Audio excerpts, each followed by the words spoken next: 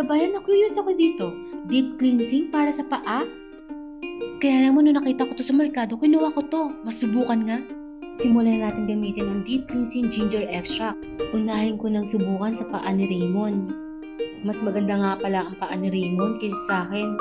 Sa akin, parang mas bumagay kasi parang luya. Sa bagay ang footpad na to para mapaganda ang kalusugan. Hindi mapaganda ang paang luyang tulad ng paa ko.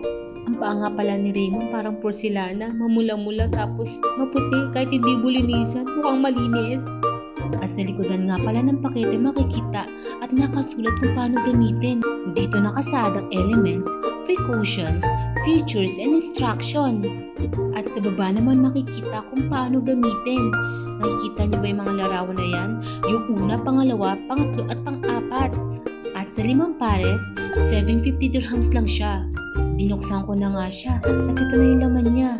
May sticker at meron din pads. Kung parisukat na to, dito ko ihuhulma yung pads para dumikit dun sa paa. So ito na, tatanggalin ko na yung papel at ilalagay ko na yung pads.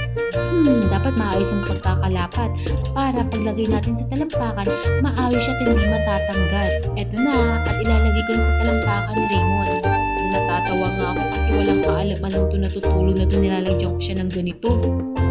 Maaaring kinabukasan, nagtataka siya kung ano yung nasa talampakan niya. Natatawa ako habang ginagawa ko to kasi lumalaban yung paa ni Raymond, baka masipa ako. Doon tayo sa pangalawa.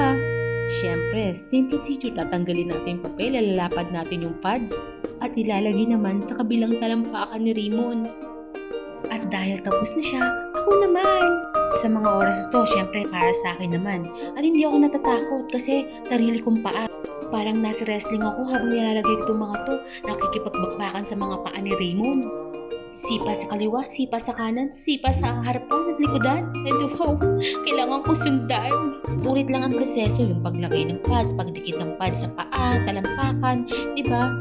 At lagyan mo ng medyas at kinabukasan makikita mo yung resulta. Nako, super effective nga siya kaya gagawin ko siya ulit ngayon.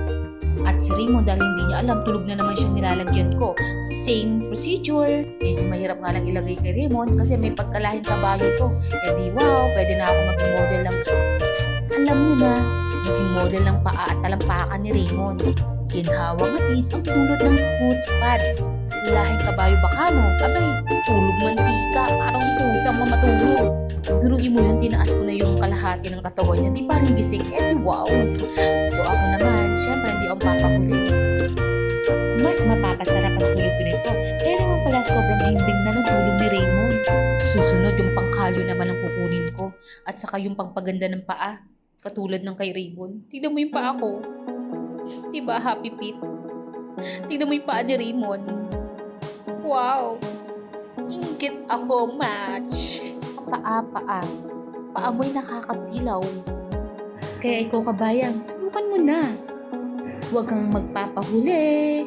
Bili na at masubukan para maging happy fit ka rin katulad ko.